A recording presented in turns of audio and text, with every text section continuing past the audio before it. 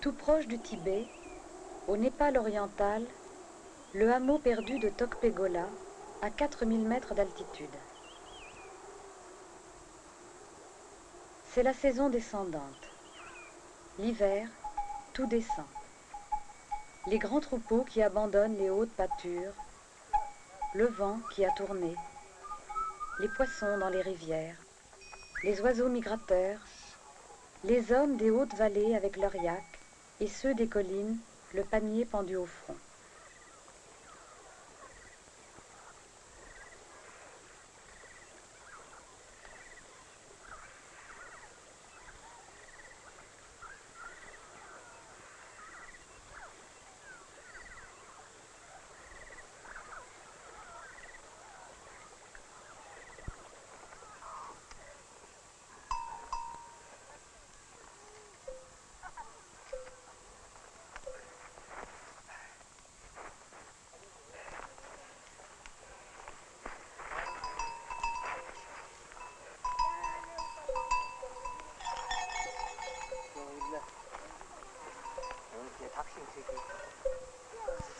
하이는 거의 다른 거지. 그냥 다 좋은데.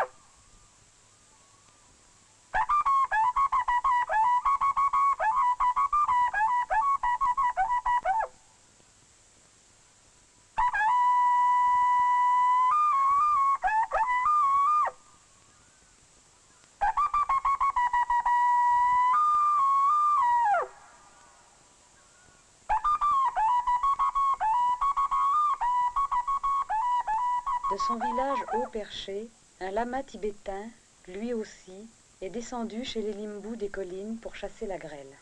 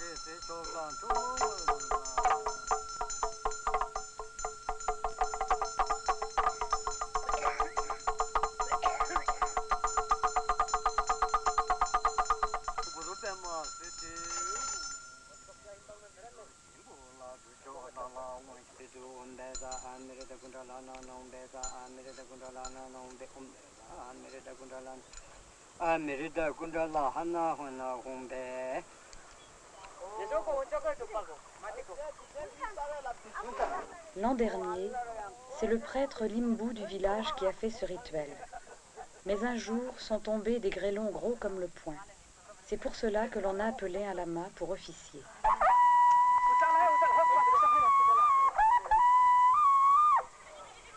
Tibétains, Bhotia, Sherpa, Limbu, Tamang, Chétri, Brahman, tous à cette époque de l'année vont faire du commerce vers la plaine indienne.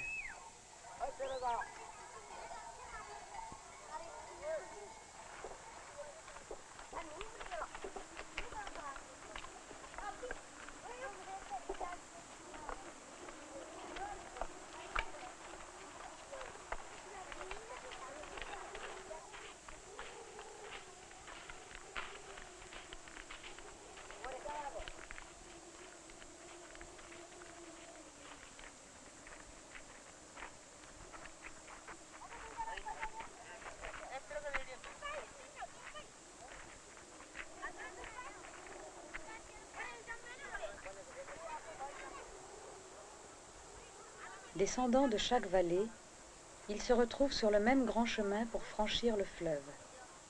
Quand ils atteignent les sables blancs, cela fait déjà 4 jours qu'ils sont en marche.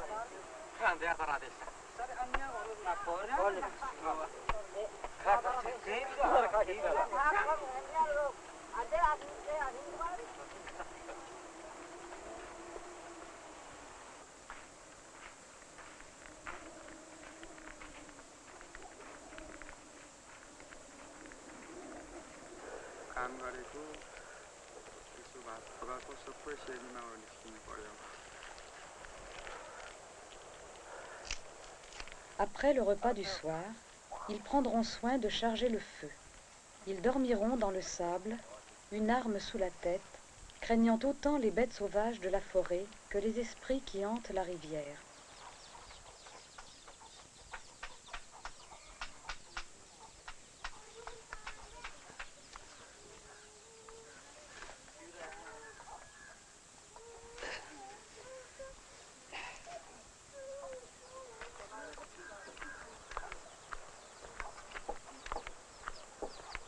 Avant de repartir, ils ont bu un peu d'alcool et fait leur provision de riz pour la journée.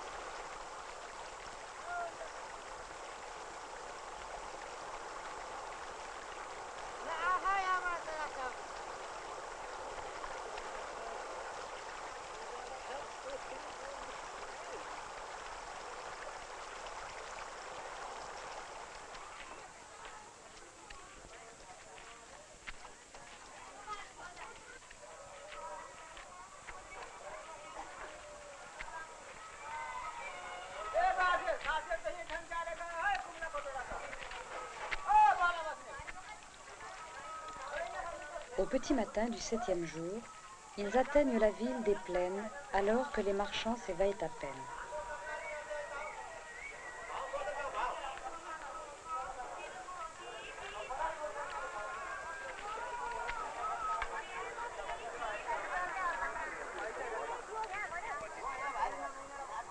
Ils vont vendre ce qu'ils ont apporté, des mandarines, du beurre, des pommes de terre, des herbes de la jungle.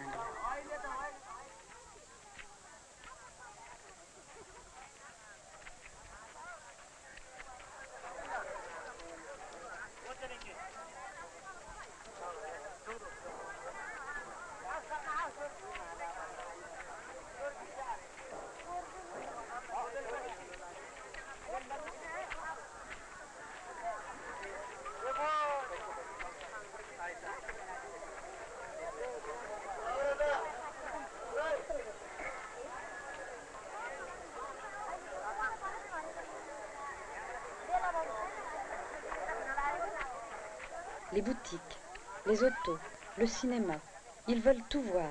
Cette année, l'un d'eux aura connu le plaisir un peu surfait de son premier shampoing.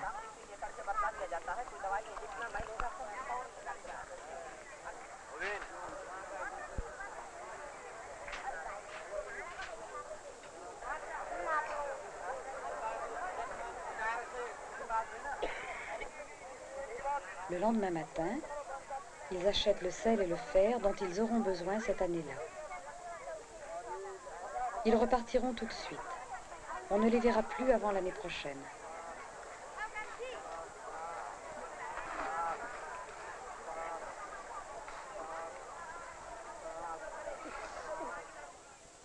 Dans les collines, 3 jours après la pleine lune, le marché a lieu au bord de la rivière.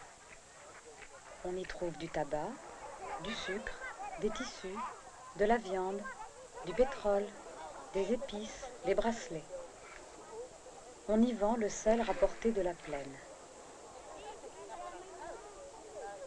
On peut y boire du thé ou de l'alcool, acheter des bonbons aux enfants, se payer le luxe d'un paquet de cigarettes.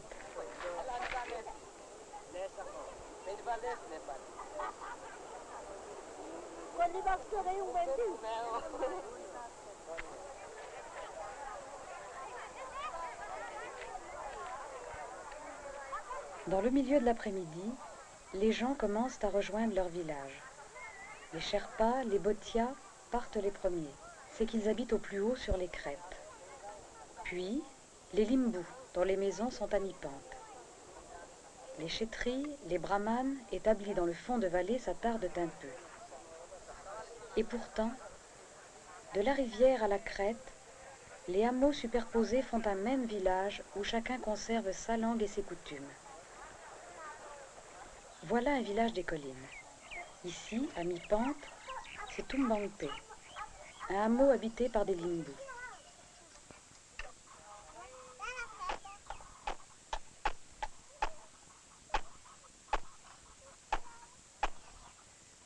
Quand on a besoin d'une houe, qu'on soit Limbu ou Sherpa, Chétri ou Brahmane, c'est le même forgeron que l'on va voir, un kami.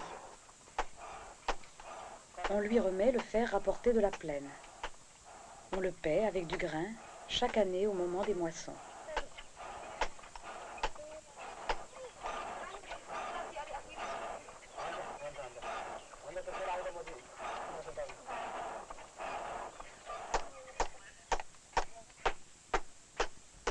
C'est souvent le matin que le kami travaille à la forge.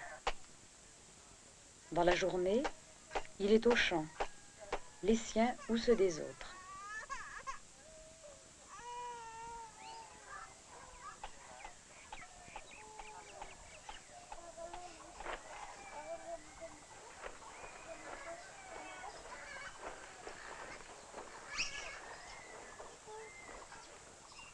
Dans les cours des maisons, les femmes travaillent.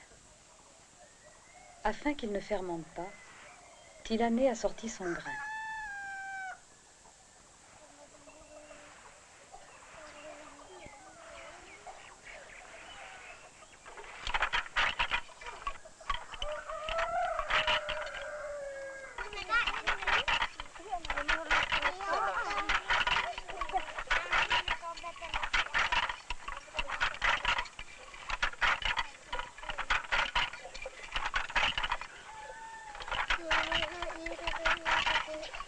L'hiver, les travaux des champs laissent du temps libre. On tisse, on tresse des nattes.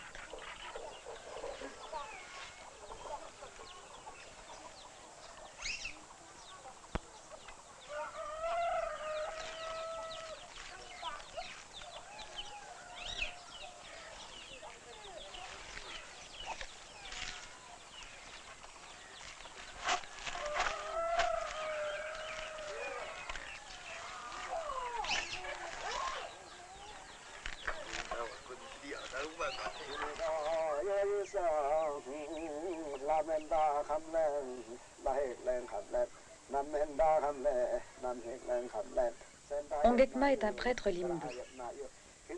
Il vient d'être appelé chez un voisin malade. Sur la terrasse, il a fait son diagnostic. Les esprits de la nature ont volé l'une des armes de son client. Dans le champ voisin, il fait des offrandes pour que le malade guérisse.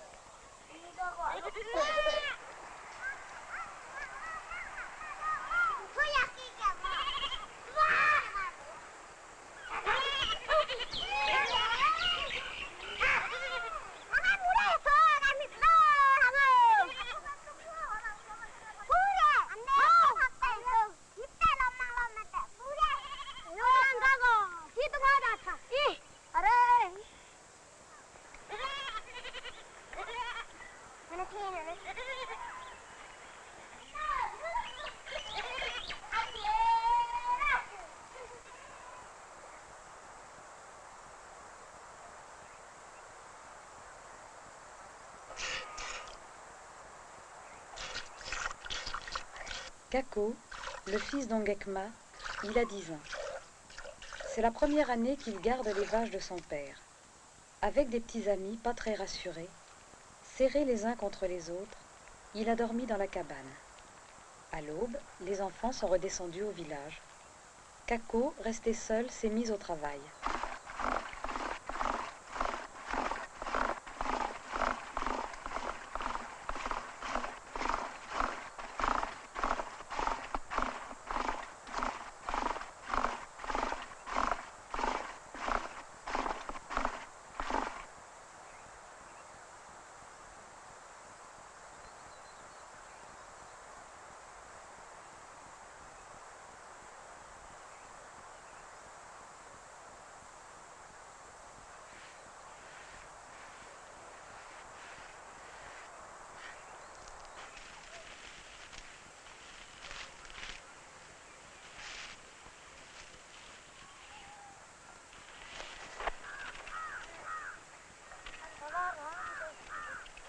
C'est le mois d'avril.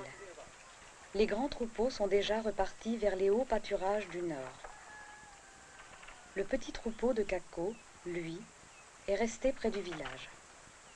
Depuis 8 jours, il est sur les terrasses de Langemba. Les bêtes n'ont plus rien à manger. On démonte la cabane pour aller ailleurs.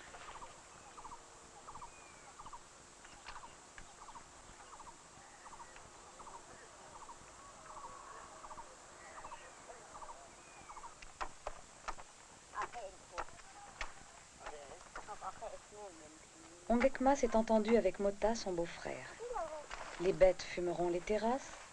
En échange, Mota leur abandonnera la paille du blé qu'il moissonne.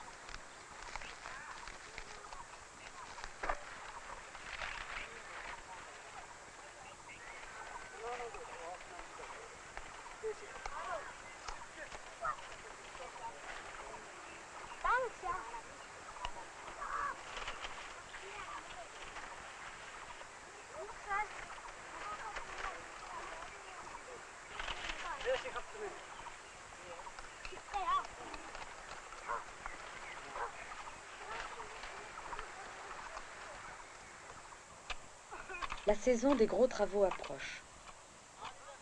Ongekma et les siens préparent les pépinières du riz.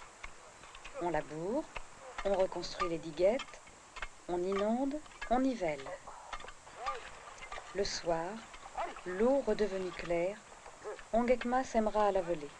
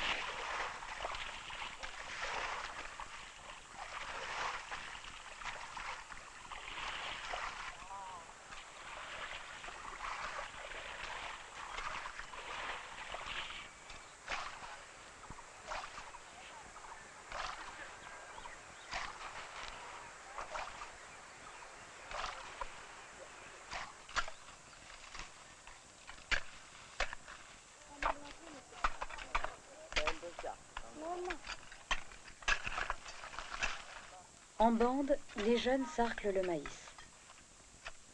Ils pensent au soir qui les attend. Dans la cour d'une maison endormie, loin des adultes, ils vont bientôt se retrouver pour danser sous la lune. Et le lendemain, à la fontaine, la fille d'Ongekma aura l'aide de son amoureux.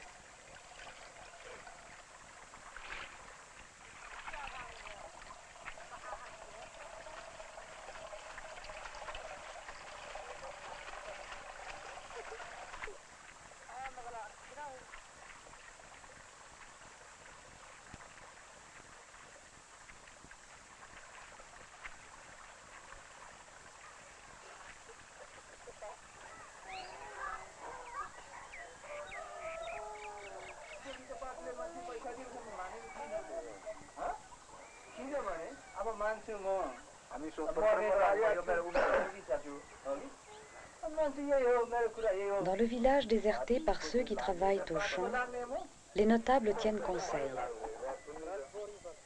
Un fonctionnaire népalais est de passage. De la ville, on l'envoie recenser le cheptel des villages. Il est jeune, il est gentil, il ne comprend pas pourquoi il ne peut obtenir ce qu'il désire. Il sent les villageois sur la réserve. Le chef du village est pourtant de son bord, lui a-t-on dit en ville. Mais il parle, il parle, il parle et rien ne se passe.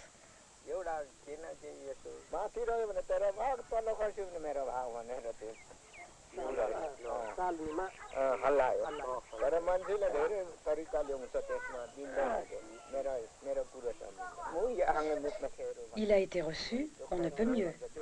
Mais l'administration centrale, dans les collines, on s'en méfie un peu. Demain, il repartira sans avoir rempli sa mission.